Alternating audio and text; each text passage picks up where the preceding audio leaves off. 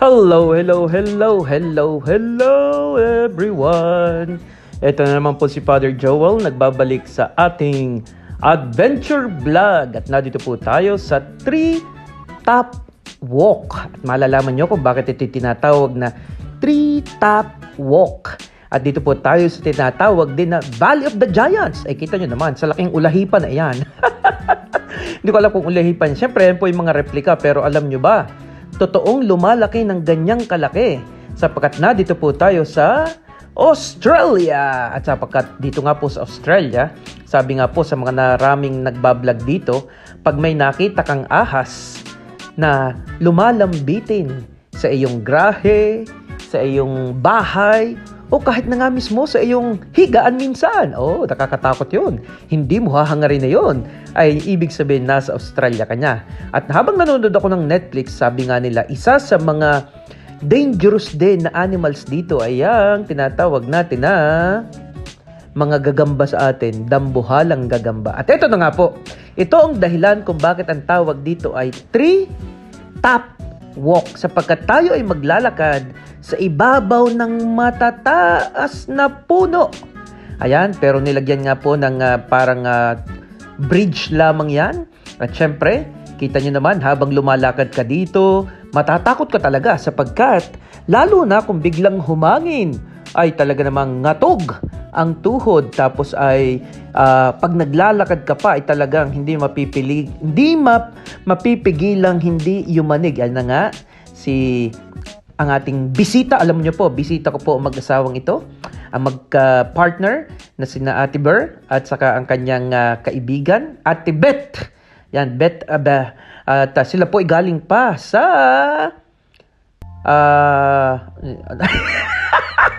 nakalimutan ko kung saan galing. I-comment nyo nga, Ate Beth, kung saan kayo galing. Yun, galing sa Maldives. Letter M. Nakalimutan. No. Melbourne! Yun. Talaga namang makakalimutin. Ayan na po, naglalakad siya. Alam nyo ga po, sa totoo lang, ayaw pa niyang maglakad. Kaya sabi ko sa kanya, alam nyo, nung makababa siya, ay talaga namang ngatog na ngatog ang tuhod. Ang sabi ko na lamang, huwag mong pagsisihan ang mga bagay na napagtagumpayan mo na. Ayun. At yung kanyang partner, ayaw niya. Hindi kinaya at talagang sumuko. Sabi ko sa kanya, at least you conquered the 40-meter high na Tree Top Walk. At yan na nga po, maglalakad naman kami dito sa Ancient Empire. At malalaman nyo din kung bakit ito ay tinatawag na Valley of the Giants. Sapagkat itong Valley of the Giants, kita nyo naman, sa lalaki ng punong iyan, at approximately, sabi nga po, yung mga punong ito ay 400 years more. Yan, ang tinitingnan po namin dyan ay yung matalas na damo. At yan na nga po, 2 p.m. ang last na guided tour dito. At dumating kami, ilampasan ng alas 2. Kaya sabi ko, huwag kayong mag-alala. I will be your tour guide. Ayan na. At kita nyo naman, nandito kami sa Empire. Ang nakakatuwa talaga po dito sa Australia, talaga namang pinipreserve nila ang mga puno, ang kalikasan. Yan na po. Dahil ito pong mga punong ito, most of them, yung mga malalaking nakikita nyo po ay tingle tree. Kaya nakita nyo doon yung tingle bird. At ito po ang tinatawag na grandma tingle. Kaya po ito tinawag na grandma tingle sapagkat maaring ito, kita nyo naman, 400 years. Probably ito ang isa sa pinakamatanda, kita nyo naman. Kapag ganyang kalaki ang puno na halos na susunog-sunog na nga ang gitna. Alam nyo ba bakit may mga sunog dito? Kasi nga po, malimit dito ay nagkakaroon ng bushfire. At yan po, kung sa atin sa Pilipinas ay ang isa sa kalamidad palagi ay mga baha, mga bagyo, lindol, ay dito po ay mas nakakatakot. Yan, red tingle, kita nyo? Yan, bushfire, kita nyo naman ang mga bakas ng mga bushfire dyan sa mga punong yan. Pero maganda dito, nagpapatuloy pa rin sila, buhay na buhay pa rin sila. Imagine talaga namang lalas ng 400 years. Yan na nga po ang kokwa. Ayan, para siyang daga, pero hindi siya daga. Siguro family ng daga. Yan na nga po, lakad-lakad kami sa kalagitnaan ng kapunuan, kagubatan. At na dito makikita nyo, kita nyo naman, sa taas ng punong yan. Yan ay another tingle tree. Ayan, magpapapicture sa ilang ang aking pong bisita na galing pa ng Melbourne. Sige! At sabi ko, Ate Beth, picturean niyo ako. Papasok ako din pero kayo takbo, bilis. At makikita niyo dapat ang aking paglabas. Bulaga! Katuwa ko diyan, tuwang-tuwa sa kanyang ginawa. At yan na nga po, nagpapatuloy kami ng paglalakbay. Medyo nag-jacket po ako dyan kasi kahit medyo summer, medyo malamig-lamig din, At yan na nga po, kita nyo naman, sa taas ng punong yan.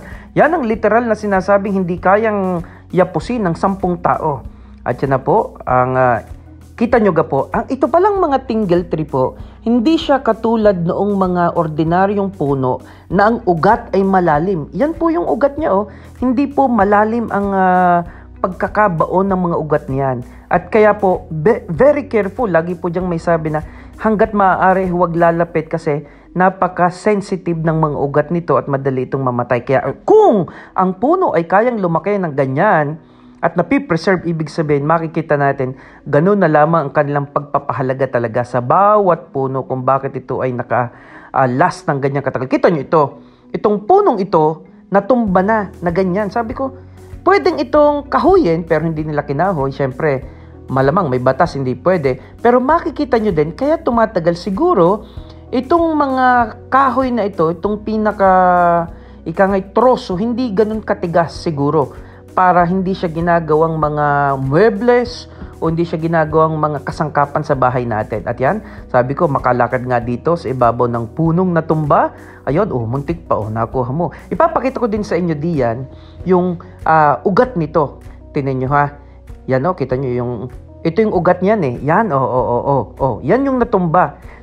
Wala siyang masyadong ugat na masasabi natin katulad ng mga ugat ng mga ordinaryong puno. Ang kanyang mga ugat ay palapad. Ayan. At alam nyo ba, ayon sa kay Ate Beth sa kanyang pagre-review daw ng mga puno, ito pala mga punong ito, kaya sila ay pag magkakatabi, pag nag-intermingle yung kanilang mga ugat sa ilalim ng lupa, they become family, like a family. They share, they support one another. Ayan na nga po, punta muna tayo dito sa pinaka-museum niyan. Ang nawawala niyong pusa na andito na po. Yan po yung wildcat dito, syempre. Ano bang tawag diyan? Ayun, tingnan natin. Ferals of the forest. Cats and foxes. Yan. Yan na nga ang pusa ninyo. Ito naman ang fox. The quick brown fox jumps over the lazy dog. Kita nyo, tanda ko pa. Yun ang sa aming typing subject noon. At ito na nga po, ay ano naman ito? Yan ang itong possum na tinatawag, kita nyo? Para siyang daga. Pero yan ay makikita nyo na lamang yan sa daan-daan. Ito ang quokka na sinasabi ko na. Kita nyo, para din siyang daga. Si Doding daga. Matalinong daga. Kita nyo naman.